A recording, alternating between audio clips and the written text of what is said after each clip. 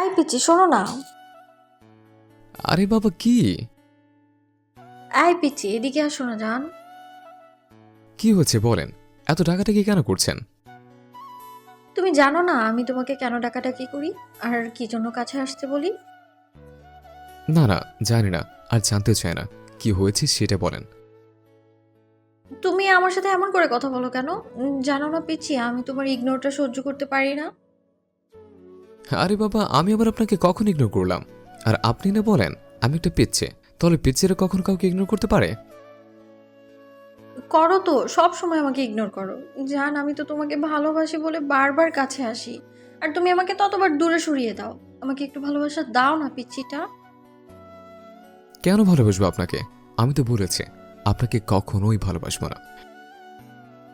কেন বাসবে না? আমি কি দেখতে খারাপ নাকি? নাকি আমার মধ্যে কোনো কিছুর কমতি আছে যার জন্য আমাকে একটুও ভালোবাসতে পারবে না? কি এমন নেই আমার মধ্যে? বলো। আপনি দেখতেও খারাপ না, আর আপনার মধ্যে কোনো কিছুর কমতিও নেই। উল্টো আমি আপনার যোগ্য না। দেখেন আপু, আমি আপনার থেকে অনেক ছোট, 3 বছরের জুনিয়র, তাই আপনি যেটা চান সেটা কখনোই সম্ভব না। আমি চাইলেই তুমি আমার যোগ্য। আর আপু বলছো কেন? আর একটাবার যদি আপু বলো না, খুশি মনে তোমার নাকটা ফাটিয়ে দেবো একদম। আর সিনিয়র জুনিয়রদের কখনো রিলেশন হয় না নাকি?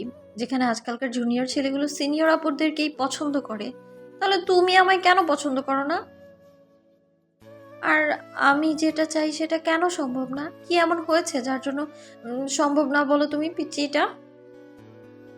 আপনি তো জানেন আপনার সাথে আপুর ফ্রেন্ডশিপ কতদিনের। তার উপর আপনি আমার থেকে 3 বছরের সিনিয়র। তাহলে আপনার সাথে আমার রিলেশন হওয়াটা কি করে সম্ভব বলেন? আপনি কেন বুঝতে পারছেন না? এই রিলেশন কখনই হবে না। তারপরও পাগলামি কেন করেন? কেন? মানুষ কি আপুর বান্ধবীকে বিয়ে করে না? নাকি এরকমটা কখনো হচ্ছে না? আর সিনিয়র জুনিয়রদের রিলেশন এখন একটা স্বাভাবিক বিষয় হয়ে দাঁড়িয়েছে। আমি তো তোমার বোনের বান্ধবী, আপন বোন তো আর নই।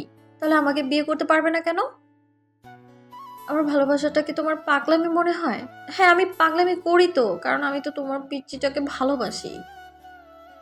কেন ভালোবাসেন? আমি তো সেটাই বুঝতে পারছি না। আপনাকে আমি বারবার দূরে সরিয়ে দিতে চাই, আপনি ততবারই আমার কাছে আসেন। বারবার এসব কথা বলতে থাকেন। আপনি বলছেন না এই সম্পর্কটা কখনই হবে না?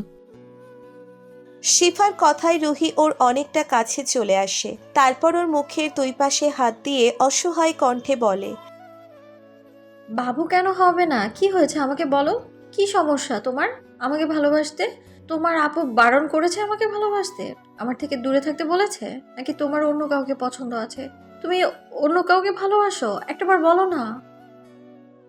না, অন্য কাউকে পছন্দ নেই আমার। আর আবুও কিছু বলেনি। আমি নিজে চাই না রিলেশনটা হোক, কারণ এই সম্পর্কটা কখনোই সামনের দিকে এগোবে না। উল্টো আপুর আর আপনার সম্পর্কটা নষ্ট হয়ে যাবে। আর আমি সেটা চাই না। আমার জন্য আপনাদের সম্পর্কে ফাটল ধরলে তাতে আবু অনেক বেশি কষ্ট পাবে। তোমার আপু কষ্ট পাবে আর তাতে তোমার খারাপ লাগবে। আর আমি কষ্ট পেলে তাতে তোমার কিছুই হবে না, তাই না? তুমি কি আমাকে একটুও ভালোবাসো না? একটু আমার কথা মনে পড়বে না তোমার? রুহির কথাতে শিফা মাথা নিচু করে নিল। রুহি জানে শিফা ওকে একটু হলেও ভালোবাসে, কারণ আজকে 6টা মাস যাবৎ রুহি শিফাকে নিজের ভালোবাসাটা বোঝানোর চেষ্টা করেছে। কিন্তু শিফা যেন কিছুতেই বুঝতে চাইছে না, বারবার ওকে দূরে সরিয়ে দিচ্ছে। রুহি জানার চেষ্টা করেছে শিফা কেন ওর থেকে দূরে সরে থাকতে চায়।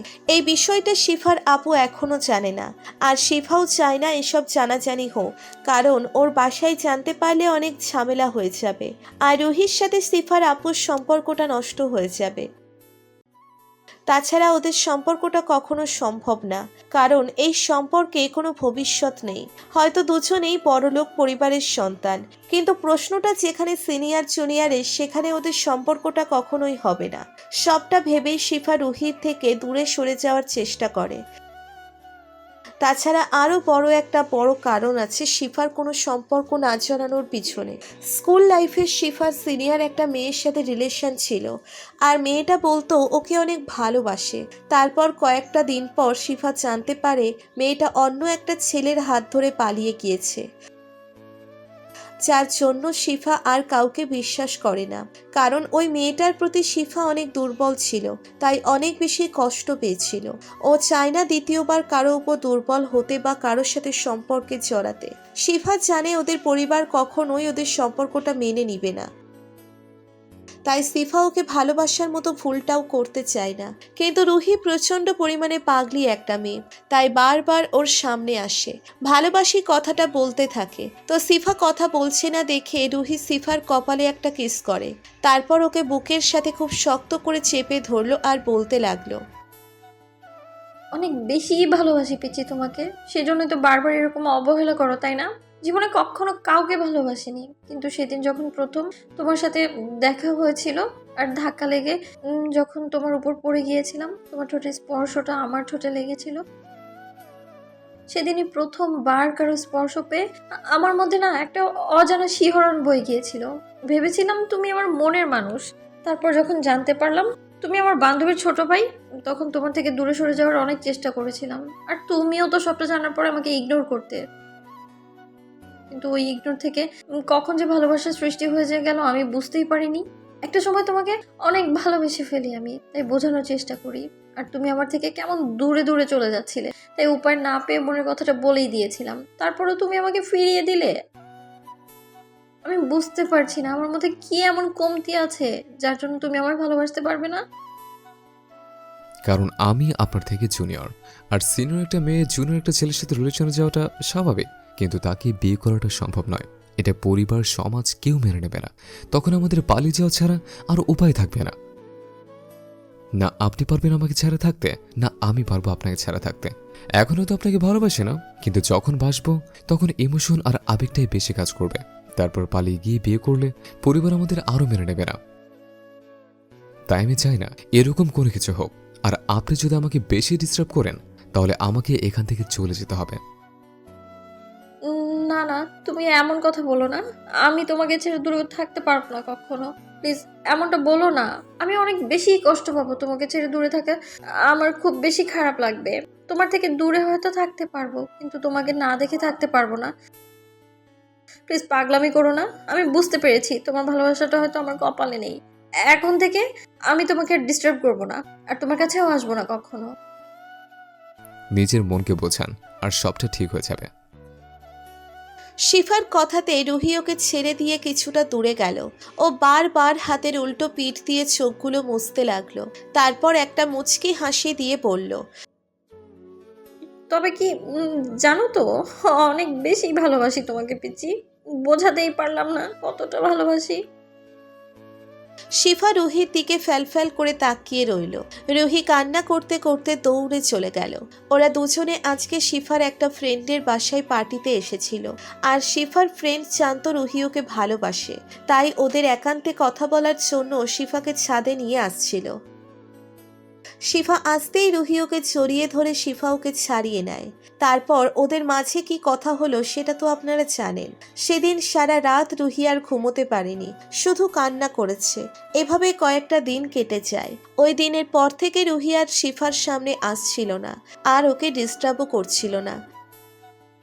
রুহি সিফার থেকে 3 বছরের সিনিয়র হওয়ার সত্ত্বেও সবসময় পাগলামি করত, ওকে ভালোবাসি কথাটা বলতো। যেমন ছেলেরা সব সময় মেয়েদের পিছনে পড়ে থাকে, তেমনি রুহি সিফার পিছনে পড়েছিল। এভাবে প্রায় 15টা দিন কেটে যায়। এর মাঝে রুহি আর শিফার আপুর সাথেও দেখা করছিল না। শিফা খেয়াল করেছে রুহি আর কলেজেও আসছিল না। রুহি সবার সাথে যোগাযোগ বন্ধ করে দিয়েছে। তাই সিফার আপু যখন এই বিষয়টা নিয়ে কথা বলে তখন সিফার বেশ খারাপ লাগছিল। শিফা জানে সবটা ওর জন্যই হয়েছে, কিন্তু ওর আপুকে বলতেও পারছিল না। তো 10 দিনের মাথায় সিফার আপু রুহির বাসায় যায় ওর সাথে দেখা করতে। গিয়ে দেখে রুহি এক প্রকার নিজেকে ঘরবন্দি করে ফেলেছে। এখন কারোর সাথে কথা বলে না, খাওয়া দাওয়া করে না, সব সময় শুয়ে থাকে আর কান্নাকাটি করে। সিফার আপু অনেক চেষ্টা করলো রুহির এমন কষ্ট পাওয়ার কারণ, তারপরও জানতে পারল না। সেদিন বাসায় এসে আপু কথাগুলো বললে সিফার আরো বেশি খারাপ লাগলো। ও নিজেকে দোষারোপ করতে লাগলো, তারপরও কি করবে ভেবে পাচ্ছিল না। মনে হতে লাগলো কয়েকটা দিন গেলে রুহি হয়তো ঠিক হয়ে যাবে, কিন্তু সমস্যাটা আরো গুরুতর হয়ে দাঁড়ালো। 5-6টা দিন যেতেই হঠাৎ একদিন সিফার আপুর কাছে রুহির বাসা থেকে কল আসলো। তারপর সিফার আপু রুহির আম্মুর থেকে এমন কিছু শুনলো যেটা শোনার তাড়াহুড়ো করে রুহির বাসায় চলে গেল। সিফার আপু রুহির বাসায় আসলে দেখে ও সুইসাইড করার চেষ্টা করেছিল। মেয়েটা এখন অনেক অসুস্থ হয়ে পড়েছে, ডাক্তার ওর হাতে ব্যান্ডেজ করে দিচ্ছে। এমন কিছু দেখে সিফার আপু কান্না করে দেয়। তারপর ওর আম্মুকে জিজ্ঞেস করলে রুহির আম্মু কান্না করে করে বলে, মামনি, আমরা তোমার বান্ধবীকে অনেক বুঝিয়েছি, অনেক চেষ্টা করেছি ওর থেকে বিষয়টা জানা, কিন্তু ও কিছুই বলছিল না। তারপর আজকে সকালে যখন ওকে ডাকতে আসলাম, কখন কোনো কথা বলছিল না। তারপর বুঝতে পারলাম রুমের মধ্যে কিছু একটা হচ্ছে। দরজা ভেঙে দেখি মেয়েটা হাত কেটে সুইসাইড করার চেষ্টা করছে। কিন্তু আন্টি, কি হয়েছে রুহি? এরকম পাগলামি কেন করলো? ওকে জিজ্ঞেস করেননি? রুহি, তুই এমনটা কেন করলি বল? আমরা কি তোকে কম ভালোবাসি যার জন্য তুই এমনটা করলি? মামনি, আমরা রুহির থেকে আজকে শুনেছি ও কি জন্য এমনটা করেছে। রুহি শিফাকে ভালোবাসে আর ওকে বোঝাতে পারছিল। তোমার ভাই বারবার ওকে দূরে সরিয়ে দিয়েছে আর বলেছিল যেন ওর সামনে যেন না যায়। তাই রুহি ওর থেকে দূরে সরে যাওয়ার চেষ্টা করছিল, কিন্তু পারছিল না। আর আজকে নিজেকে শাস্তি দেওয়ার জন্য এরকম একটা কাজ করতে যাচ্ছিল। ওর এই কষ্টটা আমি আর দেখতে পারছি না মামনি। সিফার আপু এরকম কথা শুনে অবাক হয়ে গেল। তারপরও বুঝতে পারলো এই জন্যেই হয়তো রুহি ওদের বাসায় যাওয়া বন্ধ করে দিয়েছে আর কলেজে যাচ্ছিল না। আপু বারবার খেয়াল করেছিল সিফার মনটাও কেমন খারাপ, তাই ওর কাছে সব পরিষ্কার হয়ে গেল। আপু আর দেরি না করে আব্বু আম্মুকে ফোন করে রুহির বাসায় আসতে বলল আর সবটা বুঝিয়ে বলল। সব শোনার পর আপু বেজায় পরিমাণে রেগে গেল আর সিফার সাথে অনেক রাগারাগি করলো। ওরা আধা ঘন্টার মধ্যে রুহিদের বাসায় চলে আসে। তারপর রুহি রুমে আসতেই খেয়াল করে ও আতশোয়া হয়ে বসে আছে আর কান্না করছে। সিফা দরজার সামনে দাঁড়িয়ে রইল। তখন আব্বু আম্মু গিয়ে রুহির সাথে কথা বলার চেষ্টা করলে ও কোনো কথা বলল না, শুধু কান্না করে গেল। তারপর একটা সময় সিফাকে দেখে রুহির কান্নার গতিটা বেড়ে গেলে তখন আব্বু অনেক রাগারাগি করলেন। সিফার আপু গিয়ে ওর হাত ধরে টানতে টানতে এনে রুহির সামনে বসিয়ে দিল। সিফা মাথা নিচু করে রইল আর রুহি বলতে লাগলো, তোমার সামনে যেতে চাইনি তো, তাই তো চলে যেতে চেয়েছিলাম, কিন্তু দেখো আব্বু আম্মু জোর করে আমায় বাঁচিয়ে দিল। বিশ্বাস করো, এরপর না ঠিকই মরে যাব, সত্যি অনেক দূরে চলে যাব তোমার থেকে, যেখান থেকে তুমি আর চাইলেও কখনো আমাকে ফিরিয়ে আনতে পারবে না। রুহির কথাতে সিফার চোখ দিয়ে টপ টপ করে পানি পড়তে লাগলো। তারপরও ও কোনো কথা বলল না। রুহির কান্নাটা সিফার সহ্য হচ্ছিল না, তাই ওর চোখের পানি মুছে দিতেই রুহি ওকে আষ্টে পৃষ্ঠে জড়িয়ে ধরল আর বলতে লাগলো, তুমি আমাকে দূরে সরে যেতে বলছো, কিন্তু আমি তো থাকতে পারছি না তোমাকে ছেড়ে। খুব কষ্ট হয় জানো, বুকের মধ্যে অনেক যন্ত্রণা হয়, বোঝাতেই পারি না নিজেকে। অনেক চেষ্টা করেছি, কিন্তু আজকে না অনেক বেশি কষ্ট হচ্ছিল, মনে হচ্ছিল থাকতে পারবো না তোমাকে ছাড়া, তাই এমন একটা কাজ করেছিলাম। রুহির কথাতে সিফার বুকটা কেঁপে উঠল। তখনও রুহিকে বুকের সাথে শক্ত করে জড়িয়ে নিল। ওদের ভালোবাসা দেখে দুই পরিবার ঠিক করলো যেহেতু ওরা দুজন দুজনকে ভালোবাসে তাহলে ওদের সম্পর্কে কারো আর আপত্তি নেই। 1 সপ্তাহ পরে খুব ধুমধামের সহিত ওদের বিয়েটা হয়ে গেল। সিফার কাছে সবটা স্বপ্নের মতো লাগছে। সিফা রুমের সামনে দাঁড়িয়ে আছে, তাই আপু এসে ওকে জোর করে বাসর ঘরে ঢুকিয়ে দিল। সিফা আসতেই রুহি এসে ওকে সালাম করলো। তখন সিফা ওকে উঠিয়ে দাঁড় করাতেই রুহি ওর পাঞ্জাবির কলারটা খুব শক্ত করে চেপে ধরলো আর বলতে লাগলো, কুত্তা হারামি, সে তো বিয়েটাও করলি আর ভালোবাসলি, তাহলে কেন এত কষ্ট দিলি বল? আমাকে কাঁদিয়ে খুব বেশি ভালো লাগে তোর, তাই না? তুই জানিস আমি কতটা কষ্ট পেয়েছি। এটা কেমন ব্যবহার? স্বামীর সাথে কেউ এইভাবে কথা বলে? এত রাগারাগি কেন করছো বউ? রাগ করলে শরীর খারাপ করবে। কুত্তা, সব দোষ তোর, সব তোর জন্য আমি অসুস্থ হয়ে পড়েছিলাম। এখন থেকে হাড়ে হাড়ে বোঝাবো আমি তোকে কতটা ভালোবাসি আর কতটা কষ্ট দিয়েছিস তুই আমায়। তুমি আমার সাথে এমন কিছু করতে পারবে বলো? না না, তেমন কিছু করবো না তো জানটা, শুধু তো রোমান্টিক অত্যাচার করব। আর হচ্ছে সব সময় তোমাকে আদরের উপরে রাখবো। এখন আমাকে আদর করবে কিনা বলো? যদি একটু দেরি করো না, তো আমার থেকে খারাপ আর কেউ হবে না। বিয়েটা যেহেতু করেছে তাহলে তো আদর করতে হবে। দেখি আমার পাঞ্জাবির কলারটা ছাড়ো, আমি তোমায় আদর করি। কেন এমন করে আদর করা যায় না? তুমি আমাকে কিস করো আগে, তারপর বাকিটা আমি দেখে নিয়েছি। রুহির কথায় সিফা ওর কোমর জড়িয়ে ধরল, সাথে সাথে রুহি ওর সাথে লেপ্টে গেল। সিফা খেয়াল করলো রুহির ঠোঁটজোড়া কাঁপতে শুরু করেছে, তাই দেরি না করে ওর ঠোঁটের কাঁপন বন্ধ করলো। তো ভালো থাকুক ভালোবাসা।